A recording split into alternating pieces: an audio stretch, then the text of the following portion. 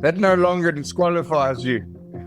Old age is like a pre-qualification for being elected. Okay, Yes, no, this is true. in some of the biggest democracies in the world, the older the better. No, this is true. Mark, hi, good morning. Good morning. Although the weather is creeping up on us, and winter, might I say, at last seems to be arriving. We haven't had like a winter, and it's nearly solstice time. Okay, but that aside, I'm feeling a curious excitement about where we are post-elections. Is that? Oh, really? Okay. Yeah, I'm feeling that, sort of democracy is at work, and I'm feeling that lessons and truths have emerged beyond what I might describe as the psychophantic bullshitting of everyday politics. So I'm kind of like, I'm intrigued by the numbers, and I have a few things to say about the lessons we might have learned on the way. And your thoughts, your first thoughts. I'm absolutely sitting on the knife edge because in some ways, I think it's fantastic. If you are a believer that a party that rules badly and doesn't stamp out corruption with meaning, that party should get fewer votes, I'm happy about that. You know what I mean? That's a plus for me. Yeah. I'm just a little curious as to what our future might be. Oh. Okay, well, let's whether or not we are in the Venezuelan frame, for example. Yeah. Well, I think there is that. I think there's a split in the road here. We either get to the sensible government of national unity kind of discussion, or we get to the separatist gathering of the against. Okay. And so yes.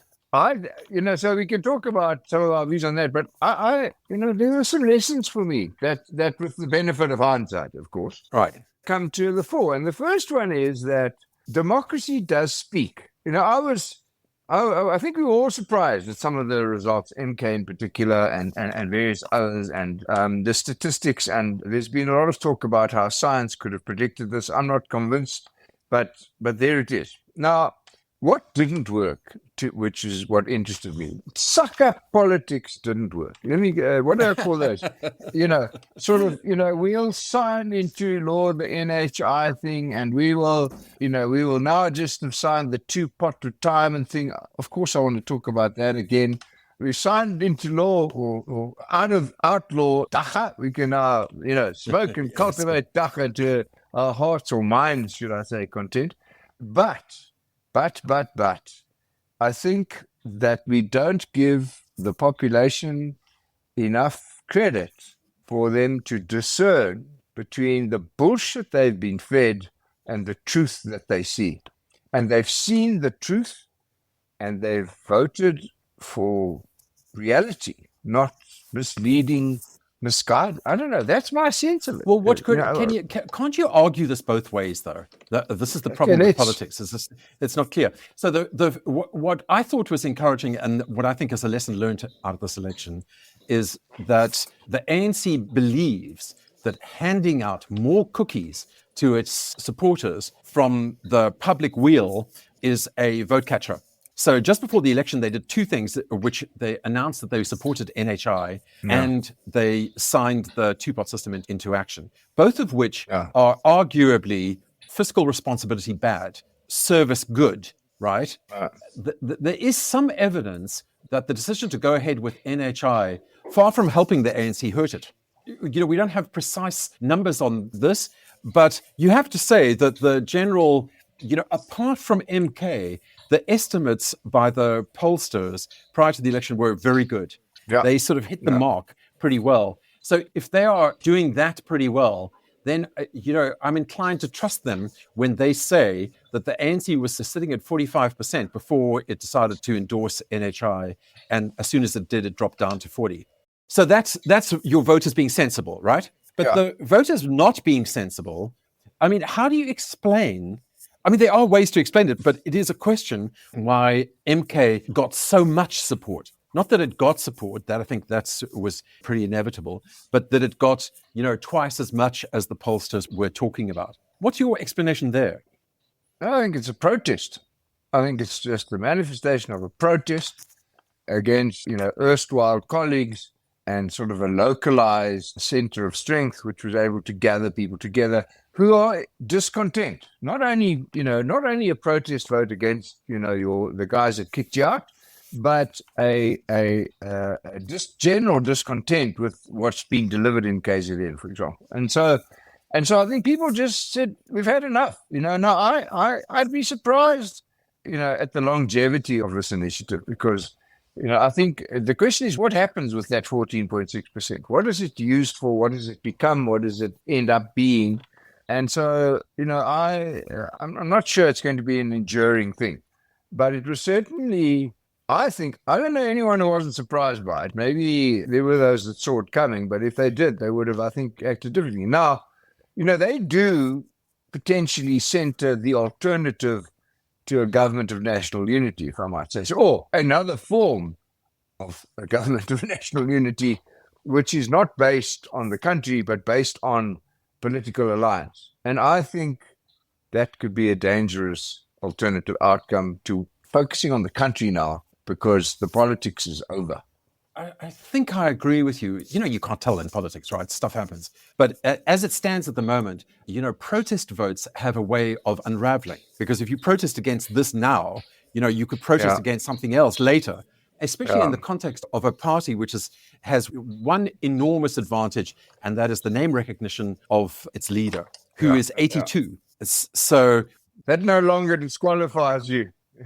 Old age is like a pre-qualification for being elected. Okay? Yes, in some of the biggest democracies in the world, the older the better. No, this is true. But in any case, you'd have to say, unless the MK party plays its cards pretty well from here on in, it could also turn into a disappointment for its supporters. That's true of any party, I don't know whether you've read the manifesto of the MK party. I mean, it's frightening.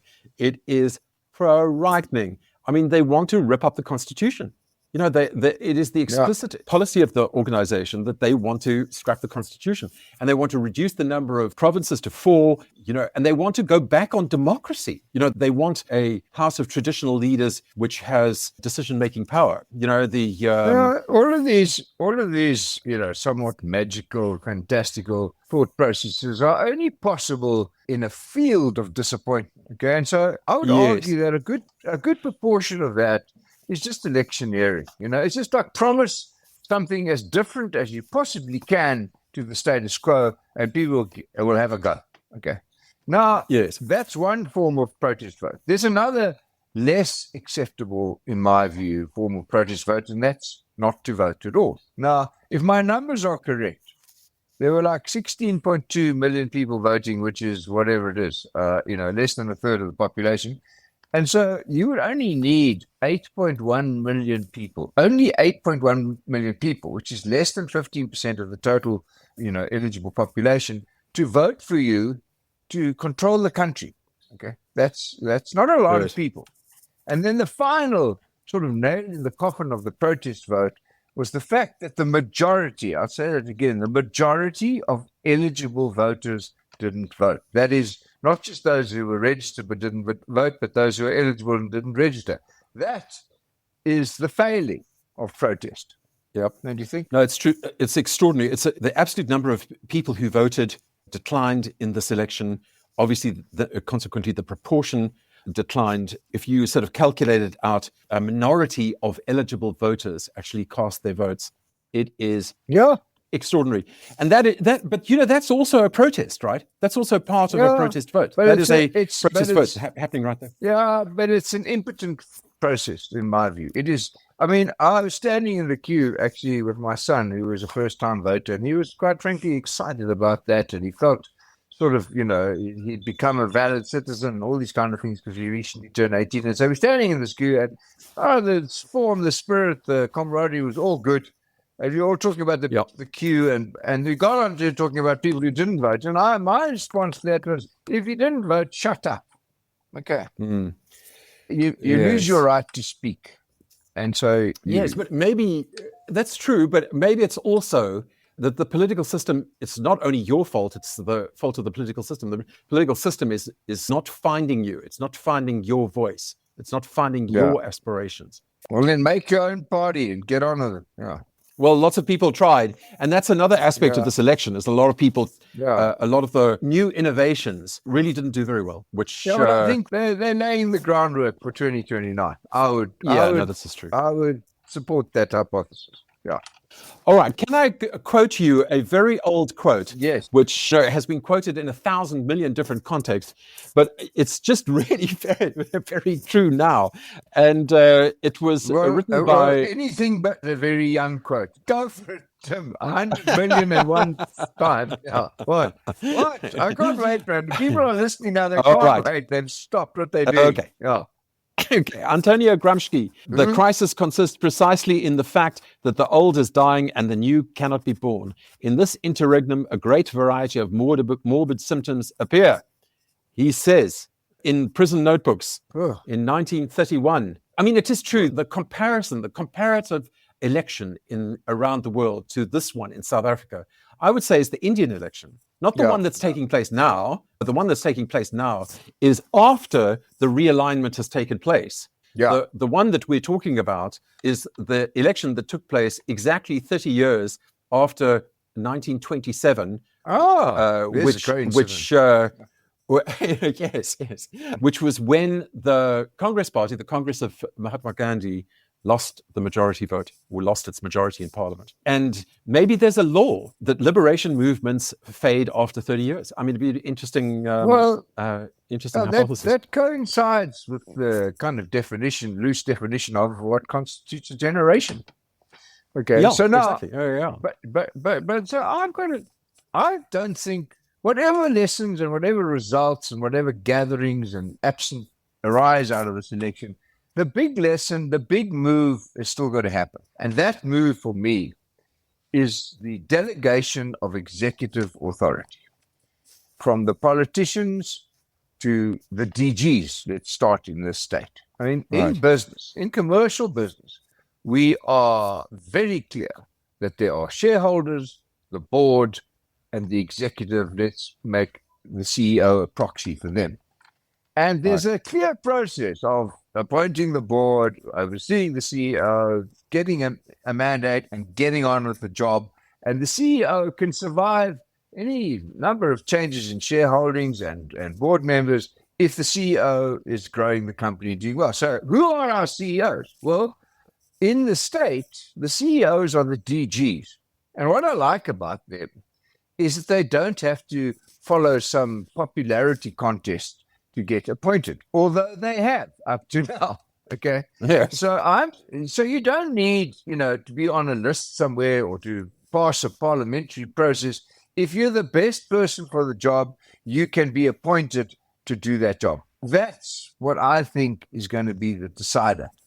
Not who's in charge, but who they put in charge. Yes.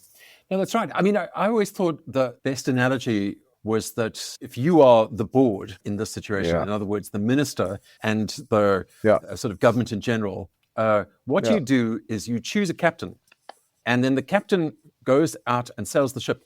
And if the captain sails the ship badly, what you do is you go in and you choose another captain. That is your job. But the actual sailing of the ship is really up to the captain of the ship. Yeah. And the utility of that process is that the captain of the ship's performance is measurable and obvious. Yeah, not only measurable, but it requires a license. Okay? You can't willy-nilly walk onto a ship and start sailing it, or fly an airplane, or drive a car for that matter, without a license. And yet you can run an extraordinary department, the future of which will influence the future, validity and survival of our country, without a license. And that license is knowledge, competence, education, all of the elements, and leadership, and so on. And so until we cross that bridge, Tim, it doesn't matter who's in charge. It doesn't matter who the shareholder is. It doesn't matter who we vote for. It matters whether they have the foresight and the ability to welcome into their house those who can get the job done for a just 3-year period, and so that this transition that we all dreamed and hoped for can manifest through the right, founding principles. We need to start planting our future and stop eating our past. Okay. Yes. That'll be quoted Oh, in God. 2,480. Okay. Yes. I mean, it's very difficult. With the best will in the world, I say to people, we must stop living in the past. We must concentrate on our futures. And I say that because it's important. I think it's important for young people to start looking at their lives in a different way. And yet, every political party in South Africa seems to be consumed by its past. Well, we are. And there is a logic in that. There is a sort of positive logic, but it's understandable. What was interesting to me was I was reading yesterday the MK manifesto, which is kind of bizarre in a lot of ways, because there's a lot of things in it that are very unexpected. One of which is, by the way, they're very keen on getting investment, which surprised me for a party that sort of pegs itself as an anti-global consensus left-wing party. No one can breathe without oxygen, Tim. No, I know. But the interesting thing was that the whole manifesto starts off with the striving towards dignity. I think the first chapter is called Regaining Our Dignity or something along those lines. And that seems to me a very big thrust. And if you look through all of the measures, it's about cultural dignity, personal dignity, and how that has been, undermined, first of all, by imperialism, then by racism. And for us as, well-to-do white South Africans, it's easy for us to say, let's focus on the future. It would be different if we were different people. Yeah, that's true. But, I totally subscribe to the notion of dignity. And I've repeatedly said over the last 8 or longer years that I've been somehow linked or involved in government, that our objective is to deliver at least the prospect of economic dignity, so that we become united in that cause. But along with dignity in our multi everything society, there must be tolerance. Okay, because otherwise you need a dignity, a culture to prevail, so strongly to prevail that it can't possibly coexist with others. So we have this unique problem that we're looking for solutions that are generally applicable into a very, very diverse, by any measure, population. It's an almost unsolvable puzzle without extraordinary leadership and extraordinary economic growth to fund the balancing equation of our future. And so that's our conundrum. Yeah. I mean, this is the biggest problem with this election, is that this is a growth negative election, because government just becomes very unstable. Whichever direction the ANC goes, whether if the ANC goes into alliance with the EFF or it goes into alliance with the DA, in both scenarios, we are a more fractious society. Now, it's possible we have to go through that, that this is part of the renewal process. Anyway, we don't have a choice. The electors have decided that. That's our future. Yeah. Well, so we can't whine about it. We've got to make this work. Yeah. Mark, what is your guess about which way the ANC would go? Do you have one? What is their preference and what is their inclination? Yeah, well, let me say this. I think the ANC were very gracious in defeat so far, in the way that they accepted the outcome and talked about common interests and things of that nature. And I would be surprised and too upset. Gracious in my yeah, possibly. Anyway, as you said. But I would be surprised and upset if the alliances were to fall into the groups that seek to divide rather than unite.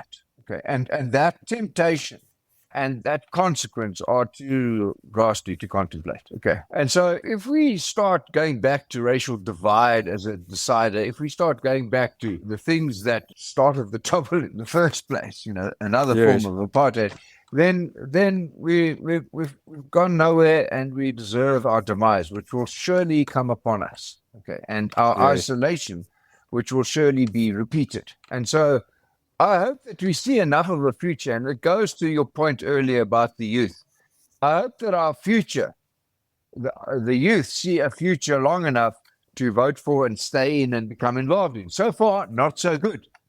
But we need people who've got a longer future than a past to be in charge. And I think they'll go. I think sense will prevail, because it won't be good if it doesn't.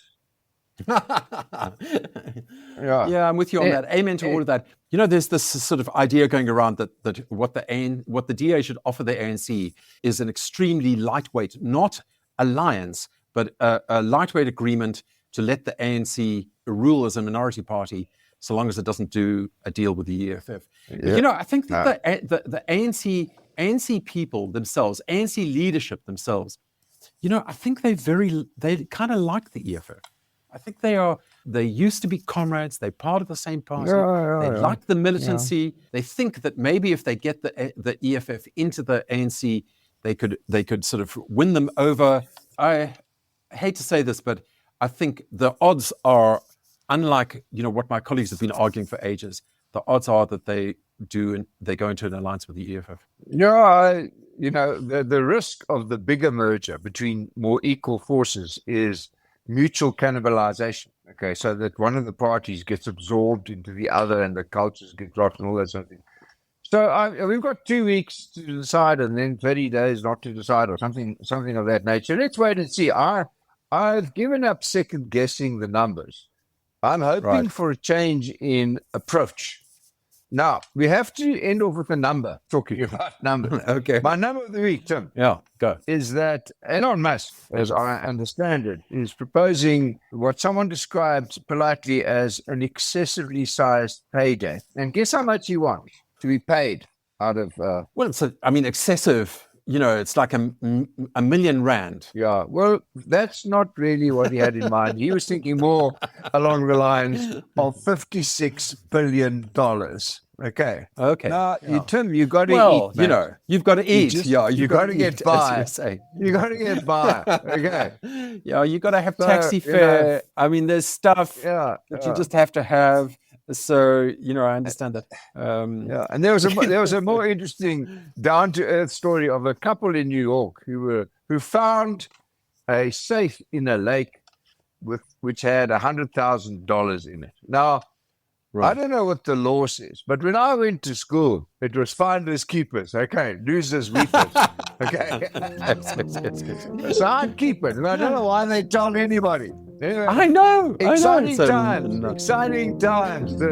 All right, Mark. Let's see what we have to say next week when we know more of this stuff. Cool, man. Look after yourself. Cheers.